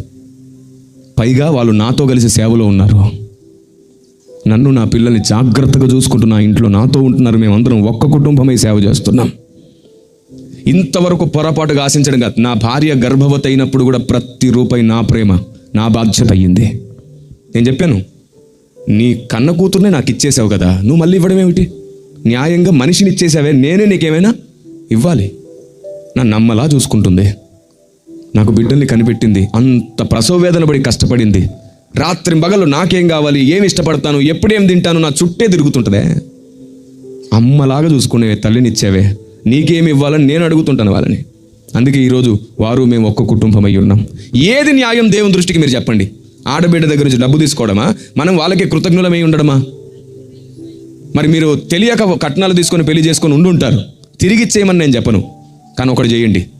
మీ అత్త మామ ఏదో చోట చిన్న చిన్న అప్పులు చేసి ఉండే ఉంటారుగా, అందులోంచి ఏదైనా ఒక్క అప్పైనా నువ్వు కట్టు. దేవుని దృష్టిలో పడతావు. చివరికి నీ అత్త మామ కూడా అంటారు, అల్లుడు కాదు కొడుకు దొరికాడు అని. మీ ప్రేమలు కూడా బలపడతాయి. ప్రాయశ్చిత్తంగా కనీసం ఒక్క చిన్న పని చేయి. లక్షలు తీసుకున్నావే, కనీసం 1000 కట్టు. ఎక్కడో చోట చిన్న అప్పు ఉంటుంది కదా, కొడుకులాగా గట్టి చూడు. అప్పుడు నువ్వు డబ్బు కంటే దేవునికి ఎక్కువ భయపడుతున్నావని దేవుడు గమనిస్తాడు. ఆ ఒక్క చిన్న పని చేయడం కూడా చేత కాకపోతే లెక్క తప్పకుండా అప్పగించాల్సి వస్తుంది. జాగ్రత్త. ఇప్పుడు చెప్పు, ఎవరు గొప్పోళ్ళు ఇక్కడ? ఎవరు అందరికంటే మంచోళ్ళు? వాడికంటే నేను మంచోడిని, నాకంటే వాడు మంచోడని చెప్పుకొని గొడవలు పడుతూ ఉంటారు చాలామంది. నాకు గౌరవం ఇవ్వలేదు, నన్ను స్టేజ్ మీదకి పిలవలేదు, నాకు ఇవ్వాల్సిన విలువ ఇవ్వలేదు, నేను ఇంత కష్టపడితే నాకు సన్మానం చేయలేదంట. నీలో ఏం మంచి ఉందని? ప్రాయశ్చిత్తంగా దేవునికి నమ్మకంగా సేవ చేసుకో. ప్రాయశ్చిత్తంగా దేవుని మందిరానికి సేవ చేసుకో. నీలో ఉన్న ప్రతి దోషాన్ని దేవుడు క్షమించే వరకు దేవుని కొరకు లోబడుండు. అప్పుడు దేవుడు నిన్ను, నీ పిల్లల్ని కనికరిస్తాడు. ఇప్పుడు చెప్పండి, ఎన్ని క్రిస్మస్లు చేసుకుంటే, ఎన్ని న్యూ ఇయర్లు చేసుకుంటే మనం లోకానికి న్యాయం నేర్పించగలుగుతాం? దేవుని సత్యం నీలో లేకపోతే ఈ ఆర్భాటాలన్నీ వ్యర్థమే. ఈరోజైనా సరే ఈ విషయంలో పశ్చాత్తాపపడండి. 3 విషయాలు నేర్పించాను నేను మీకు. మొదటిది, బైబిల్లో లేని వాటి అనేకం మనం నమ్ముతున్నాం. రెండవది, సువార్త అంటే ఏమిటో, దేవుడు అంటే ఏమిటో, మతం అంటే ఏమిటో, కులం అంటే ఏమిటో, ఈ లోక ఆచార సాంప్రదాయాల విషయంలో ఎలా ఉండాలో, ఎవరైనా మనల్ని ప్రశ్నిస్తే ఎలాంటి జవాబులు చెప్పాలో మీకు నేర్పించాను. మూడవది, పరలోక రాజ్యానికి వారసుడు అవ్వాలంటే నువ్వు న్యాయంగా ఎలా ఉండాలో నీ ముందు పెట్టాను. ఇప్పుడు మీ చేతుల్లో ఉంది. ఎంతమందికి కొడుకులు ఉన్నారు చెప్పండి? కొడుకులు ఉన్న వాళ్ళు చేయొద్దండి, నేను దీవించాలనుకుంటున్నా. ఎస్, దేవుడు దీర్ఘాయుష్యులు ఇచ్చును గాక మీ కొడుకులకి. చేతులు ఎత్తిన వాళ్ళ కొడుకులకే ఇప్పుడు ఎత్తుతున్నారు చూడండి. ఇలాగే మీ నవ్వు, ఈ సంతోషం మీతోనే ఉండును గాక. ఆమెనన్న వాళ్ళకే ఉండాలి ప్రభువా అనండి. ఇప్పుడు ఆమెనని అనడం నేర్చుకోండి. సిగ్గుపడకూడదు. ఎప్పుడు ఆమెనని మనం స్వతంత్రించుకోవాల్సిన దాన్ని ఒక కుటుంబమై మనం స్వతంత్రించుకోవాలి. ఏమేన్? మీకు అబ్బాయిలు ఉన్నారు కదా, ఇప్పుడు చెప్పండి, ఇంత విన్న తర్వాత డబ్బుకు తాళి కట్టిస్తావా, అమ్మాయికి తాళి కట్టిస్తావా? నీకు భక్తి కలిగిన కోడలు కావాలా, డబ్బులు తెచ్చే కోడలు కావాలా?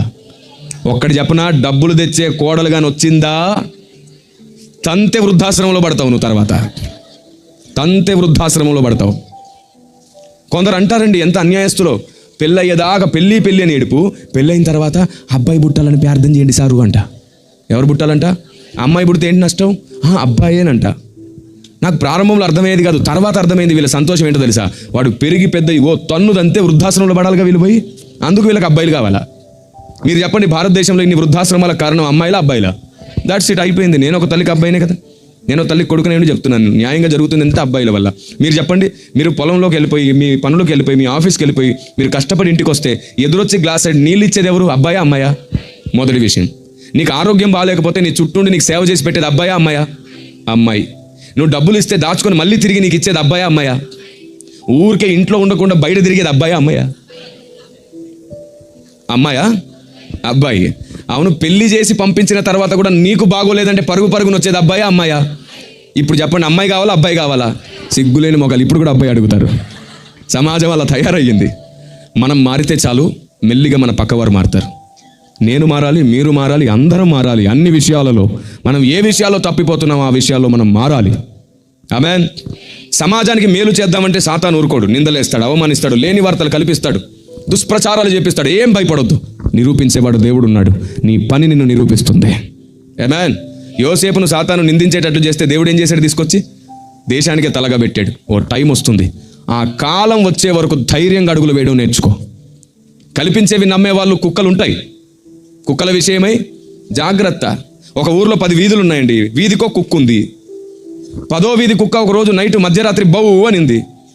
9వ వీధి కుక్క అరిసింది, 8వ వీధి కుక్క అరిసింది. ఇలా 10 వీధులు కుక్కలు అరిసాయి. ఊరంతా లేచి వచ్చి మొదటి కుక్కను అడుగుతున్నారు, ఎందుకు అరుస్తున్నావు? అప్పుడు ఆ కుక్క ఏమనిందో తెలుసా? నాకేం తెలీదు, పక్క వీధి కుక్క అరిసినందుకు అరిశాననిందంట. వీళ్ళు మొత్తం అన్ని కుక్కలను అడిగితే అదే మాట. చివరికి 10వ వీధి కుక్కను అడిగారు, ఎందుకే అరిసావంటే రాత్రి తిన్నదరగలా అరిశాననిందంట. అది కారణాలు తెలియవు, ఎవరు ఎందుకు ఏమంటున్నారో తెలియదు. ఒకడు ఏదైనా కల్పిస్తే చాలు. కల్పించడం ఎంతసేపు అండి? పక్కూరు నుంచి ఒక అన్నా చెల్లెలు బైక్ మీద వెళ్తున్నారు. ఇక్కడ కూర్చున్నాడు, నాకు అన్నీ తెలుసు అని చెప్పుకోవాలనుకుంటున్నాడు. లేకపోతే వాడంటే వీడికి పడదనుకోండి. చూసారా, పెళ్ళవక ముందే వాళ్ళిద్దరు ఎలా చెట్టపట్టలేసి తిరుగుతున్నారు, నాకు తెలిసిన వాళ్ళ గురించి అని ఒక నింద ప్రచారం చేస్తే నమ్మరా మీరు? నమ్ముతారు. సిగ్గులేదుగా మనకు కూడా. వినదగునెవ్వరు చెప్పినా వినినంతనే వేగిర పడక వివరింపదగున్ కనికల్ల నిజము తెలిసిన మనుజుడేపో. ఫోటోలు చూపించి చెప్తారు, వీడియోలు చూపించి చెప్తారు, ఏది పడితే చెప్తారు. అసలు జరిగింది నిజమా అబద్ధమని నీకు తెలియాలి కదా. క్రైస్తవ్యం ఏమిటో తెలుసా? ఒకవేళ ఎవడైనా పడిపోతుంటే వాడి గురించి చెడ్డగా ప్రచారం చేసేవాడు క్రైస్తవుడు కాదు. పడిపోయేవాడిని తిరిగి లేపేవాడు క్రైస్తవుడు. ఆరిపోయేవాడిని తిరిగి వెలిగించేవాడు క్రైస్తవుడు. మనం పాపులమై ఉండగా మనల్ని ప్రేమించి రక్షించింది క్రీస్తు ప్రేమ అయితే, అలాగే నువ్వు చెయ్యబద్ధుడవై ఉన్నావు, మర్చిపోకు. ఈరోజు క్రైస్తవ్యం అంటే నేను నీతిమంతుని, నేను యథార్థవంతుని, వాడు మంచోడు కదా నిందించుకోవడం ఎక్కువైపోయింది. సోషల్ మీడియా మొత్తం ఇదే చెత్త. తప్పక దేవుడు ఊరుకోడు. భయంకరమైన తీర్పు ఉంటుంది, భయంకరమైన తీర్పు ఉంటుంది. నీకు వెనక జరిగేది ఏమిటో తెలీదు. చూసిందల్లా నిజము కాదు, విన్నదల్లా నిజము కాదు. క్రీస్తుని కూర్చో బోల్డ్ని నిందలు రాశారు కొందరు సైంటిస్టులు, నిజమైపోయాయా? పౌలుని కూర్చి బోల్డ్ని మాట్లాడినారు, నిజమయ్యాయా? మీ సంఘాల్లో ఎవరైనా పొరపాటు చేస్తున్నారని తెలిస్తే మీకు బాధ్యత పెరుగుతుందని అర్థం. నువ్వు వాటిని నీ భర్తకో నీ భార్యకో నీకు తెలిసిన వాళ్ళకో చెప్పడం కాదు. తండ్రి ముందు మోకరించి ఏడ్చి తిరిగి అతన్ని సంపాదించే భాగ్యం పొందుకో. దేవుడు నిన్ను చూసి మురిసిపోతాడు. అతన్ని నువ్వు క్షమించినట్లే, ఆవిడని నువ్వు క్షమించినట్లే ఆయన నిన్ను క్షమిస్తాడు. మనుషుల అపరాధములను మీరు క్షమిస్తే మీ పరలోకపు తండ్రి మీ అపరాధములను ఎటుపోతుంది? క్రైస్తవ సమాజం ఈ వచనాలన్నింటినీ మర్చి బలహీన శరీరంలో బలహీనమైన మనసులో ఉన్నాం నిజమే, కానీ లేఖనం మనల్ని నడిపిస్తుంది కదా. లేఖనం మనల్ని నడిపిస్తుంది కదా. పడిన వాడిని లేపడానికి క్రీస్తు సిద్ధంగా ఉంటే నువ్వెందుకు దోసేస్తున్నావు? అవును, నీ ఇంట్లో నీ తమ్ముడో నీ అక్కో ఏదో పొరపాటు చేశారు, 10 మందికి చెప్పుకుంటావా? మరి పక్కోడి ఇంట్లో జరిగింది ఎందుకు 10 మందికి చెప్తావు? ఇప్పుడు చెప్పు, అన్యాయమా న్యాయమా ఇది? అందుకే అన్యాయస్తులు పరలోక రాజ్యానికి రారు. నిన్ను నువ్వెలా ప్రేమిస్తావో, నీ ఇంటికి నువ్వెలా న్యాయం చేస్తావో, నీ పొరుగు వారి పట్ల కూడా అలాగే ఆలోచించు. అప్పుడు నిజమైన క్రిస్మస్ నీ జీవితంలో. అసలు క్రీస్తు ఎందుకు పుట్టాడో తెలుసా? యోహాను సువార్త 18:37-38 ప్రకారం సత్యము నిమిత్తము సాక్ష్యం ఇచ్చుటకు ఈ భూమి మీద పుట్టాడు. యోహాను పత్రిక మొదటి పత్రిక 5వ అధ్యాయం 19వ వచనం ప్రకారం తండ్రిని పరిచయం చేయడానికి, సత్యవంతుడైన వాడిని పరిచయం చేయడానికి ఆయన ఈ భూమి మీద పుట్టాడు. గలతీ పత్రిక 4వ అధ్యాయం 4వ వచనం ప్రకారం మనల్ని దత్తపుత్రులుగా చేయడానికి ఆయన ఈ భూమి మీద పుట్టాడు. మన పాపములను తొలగించడానికి ఆయన ఈ భూమి మీద పుట్టాడు. ఆయన కారణాలన్నిటిని గుర్తించి నువ్వు బ్రతకడం నేర్చుకుంటే అదే నిజమైన క్రిస్మస్. ఆమేన్. చివరిగో మాట చెప్తాను. అవును, క్రిస్మస్ క్యారల్స్ తెలుసా మీకు? క్యారల్స్ తెలుసుగా? సంఘం అంతా క్యారల్స్ చేస్తారు. నైట్ టైం ఎప్పుడు చేస్తారు? 9-10 తర్వాత మెల్లిగా క్యారల్ స్టార్ట్ చేసి ఒక డప్పు పట్టుకొని, ఒక డ్రమ్ పట్టుకొని డమేల్ డమేల్ డమేల్ అని డమేల్ అని కొట్టుకుంటూ happy Christmas happy Christmas happy Christmas merry Christmas అని అరుస్తూ, అప్పుడే పడుకున్నవాడు లేచొచ్చి ఏంద్రా ఇగోలా హ్యాపీ క్రిస్మస్ అని వాడిని భయపెట్టి, వాడు భయపడిపోయి సర్లే అని లోపలికి వెళ్ళిపోయి నీ హ్యాపీ క్రిస్మస్ చెప్తే వాడికి సువార్త అర్థం కాదు, ఏం అర్థం కాదు. క్యారల్స్ అంటే అర్థం ఏంటో తెలుసా? క్యారీ బ్యాగ్ అంటే అర్థం ఏంటి? బరువు మోసే సంచి కదా, మోసే సంచి, రైట్. ఎల్స్ అంటే ఇంగ్లీష్లో ఎల్స్ అంటే వార్త, ఎనీథింగ్ ఎల్స్ అంటారు కదా. క్యారల్స్ అంటే వార్తను మోయుట. రాత్రులు కాదు చేసే పని, అందరూ మెలకుగా ఉంటారే అప్పుడు చేయాలి క్యారల్స్. 6 గంటల నుండి 10 గంటల వరకు క్యారల్స్ టైం, లేదా 11 గంటల వరకు క్యారల్స్ టైం. నువ్వు 12-1 గంటలు ఎక్కడికి వెళ్తున్నావు తెలుసా? విశ్వాసుల ఇంటికి వెళ్ళి చాయ్లు, బిస్కెట్లు, కేకులు తిని మిగిలితే మళ్ళీ సంచులు వేసుకుని. ఏంటి నామకార్థత? ఈ దౌర్భాగ్యం. సువార్త క్రీస్తుని ఎరగని ప్రజలకు చెప్పాలి. ఇంటింట క్రిస్మస్ చేసుకోండి. ఎలా తెలుసా? ప్రతి వ్యక్తి వాళ్ళ ఇరుగు పొరుగు వీధిలో ఉన్నటువంటి 10 కుటుంబాలను పిలుచుకొని సేవకునికి ఒక డేట్ అడిగి పెట్టుకొని ఆ రోజు సేవకుని పిలుచుకొని దేవుడు అంటే ఏమిటి, మతం అంటే ఏమిటి, కులం అంటే ఏమిటి, దేవుడు ఒక్కడా అనేకుల, పాపం అంటే ఏమిటి, విమోచన అంటే ఏమిటి, రక్షణ అంటే ఏమిటో చెప్పిస్తే వాళ్ళ డౌట్లన్నీ క్లియర్ అయిపోయి ఆలోచనలో పడతారు. అలా ఒక్కసారి వాళ్ళు ఆలోచించిన చాలు, మిగతాదంతా పరిశుద్ధాత్ముడు చూసుకుంటాడు. అప్పుడు ఆ 10 మందితో నీకు మంచి సంబంధం ఉంటుంది, ప్రేమ విందు ఏర్పాటు చేస్తావు, క్రిస్మస్ కూడా అవుతుంది. ఇంటింట క్రిస్మస్ చెయ్యి. వీధిలోకి వెళ్ళి గోల చేయడం తప్ప ఏంటి లాభం? ఏంటి? ఏం లాభం లేదు. నేను చేసేవాడిని అదే గోల నేను చేశాను నా సేవ ప్రారంభంలో. తర్వాత బుద్ధి వచ్చింది, సిగ్గు వచ్చింది. ఇంతకంటే గట్టిగా ఏం చెప్పను. చేసేది తప్పని తెలిసి వచ్చింది. ఏంటి ప్రయోజనం? అల్లరి తప్ప. నా దేవుడు అల్లరికి కర్త కాడు. చేస్తే అర్థమయ్యేటట్లు చేద్దాం, లేదా మౌనంగా మోకరించి ఏడవనైనా ఏడుద్దాం. దేవుడే చూసుకుంటాడంతా. చేయడం నీకు రాకపోతే చేసే వాళ్ళని వాడుకుంటాడు ఆయన. ఇలా గ్రామానికి చాలా రకాలుగా డిస్టర్బెన్స్గా మారాం. ఎప్పుడైనా మీ చర్చెస్ పైన హారన్ ఉండడం చూసారా? మీరు ఏమంటారు హారన్ని? మైక్, పెద్ద మైక్ ఉంటుంది కదా, సౌండ్ వస్తుంటుంది. అక్కడక్కడ మన స్తంభాలకు కడుతుంటారు. బాకాలు, అమ్మయ్య, చర్చి మీద బాకాలు కడతారే. అవును, వాక్యం సంఘానికా లోకానికా? ఆరాధన దేవునికా లోకానికా? మరి వాళ్ళకెందుకు వినిపించాలి అది? ఒకసారి ఓ పెద్దయినా ఓ చర్చి దగ్గరికి వచ్చాడు. నేను అక్కడే వాక్యం చెప్తున్నాను. ఎప్పుడో 10 సంవత్సరాల క్రితం ఎప్పుడో జరిగింది ఇది. ఉపవాస ప్రార్థనకి వెళ్ళాను నేను. ఓ పెద్ద ఆయన వచ్చి సేవకుని అడుగుతున్నాడంట, అయ్యా మా ఇంట్లో మా కోడలు బాలింత, చిన్న బిడ్డ ఉన్నాడయ్యా, 2 నెలలు వాడికి ఈ సౌండ్ విని ఏడ్ చేస్తున్నాడయ్యా, కొంచెం సౌండ్ తగ్గించు, ఆపమనలా, తగ్గిస్తావా అని అడిగాడు. ఈ పాస్టర్ గారు ఏమన్నారు తెలుసా? అప్పుడు బాగా చెప్పొచ్చావులే, మీ పెళ్ళిళ్ళు, మీ సావులు, మీ ఫంక్షన్లు అయినప్పుడు మీరు పెట్టే సినిమా పాటలు మేమేమైనా తగ్గించమన్నామా? ఇవి ఆశీర్వాదం, వినుపో అన్నాడు. ఆయన సైలెన్స్గా పోయి 40 మందిని వేసుకొచ్చాడు. 2 పైకెక్కి ఆ బాకాలుని విరిచి వంచి కింద పడేశారు. అన్నారు, ఇప్పుడు బాకాలు ఇరిగినాయి, ఇంకోసారి తేడా చేస్తే కాళ్ళు ఇరుగుతాయని వెళ్ళిపోయారు. ఉన్న గౌరవం కూడా పోయింది ఊర్లో. అందుకే చెప్తున్నాను, ఊరితో బాగుండడం నేర్చుకోవాలి. ఆ ప్లేస్లో పౌలు ఉంటే ఏం చేస్తాడండి? అవునా అండి, మీరు రక్షించబడ్డమే నాకు కావాలి, బాకాలు పెట్టడం కాదు ముఖ్యమని తీస్తాడా తీడా? నేను ఆ తప్పు చేశాను నా సేవ ప్రారంభంలో. నాకు బుద్ధి వచ్చింది. ఏంటో తెలుసా? ప్రారంభంలో నేను పెట్టినప్పుడు ఎప్పుడు ఒక ఆఫీస్ ఉండేది దగ్గరలో. వాళ్ళు చెప్పేవాళ్ళు కొంచెం తగ్గించండి సార్ అని. నేను అనేవాడిని సువార్త వినండి సార్ అనేవాడిని. వాళ్ళు చిరాకు పడుతున్నారు. ఒకరోజు క్రిస్మస్కి రమ్మంటే మేము రామన్నారు. అదేంటి, ఎందుకు రారు? మీరు ఎప్పుడైనా మమ్మల్ని గౌరవించారా? మేము రామన్నారు. అప్పుడు అర్థమైంది మనుషుల్ని నేను బాధ పెడుతున్నట్లున్నానని. తీశాను. ఇంకా ఆ రోజు నుంచి ఈ రోజు వరకు 17 సంవత్సరాలు ఎప్పుడు నా 18 సంవత్సరాల సేవలో మొదటి సంవత్సరం చేశాను ఆ తప్పు. 17 సంవత్సరాలుగా ఎక్కడ నా మందిరాల మీద బాకాలు లేవు. చివరికి చర్చిలో సౌండ్ కూడా బయటికి వెళ్ళదు. మొత్తం చర్చ్ అంతా ప్యాక్ అయి ఉంటుంది. ఏసీ చర్చెస్గా మొత్తం మార్చేసాం. అందరూ ప్రశాంతంగా కూర్చొని వాక్యం వినాలి అని. ఒకటే ముఖ్యం, ఎవరికి డిస్టర్బెన్స్ అవ్వకుండా దేవుడు ప్రకటింపబడాలి. ఎవరి మనోభావాలు దెబ్బతీయకుండా వారికి దేవుని ఆలోచన ప్రకటించాలి. నేనేం చేసేవాడిని తెలుసా? హారన్ ఎప్పుడైనా పెడితే సువార్త చెప్పాల్సి వచ్చినప్పుడు మాత్రం కట్టేవాడిని. అప్పుడు వాళ్ళకి అర్థమైంది, ఏదైనా మనతో మాట్లాడాలంటే ఓపెన్ పెడతాడు, లేకపోతే అసలు పెట్టనే. అప్పటి నుంచి నాకు గౌరవం పెరిగింది. నేను ఊర్లోకి వెళ్తే నమస్తే సార్ అంటున్నారు అప్పటి నుండి. ఒకప్పుడు మేము రామ్ సార్ అన్నాడు. తర్వాత నమస్తే పెట్టడమే కాదు, వాళ్ళ ఇంటి ఫంక్షన్లకు పిలిచారు, వాళ్ళ పూజలకు కూడా పిలిచారు నన్ను. విచిత్రంగా వాళ్ళన్నిటికీ పిలిచారు నన్ను.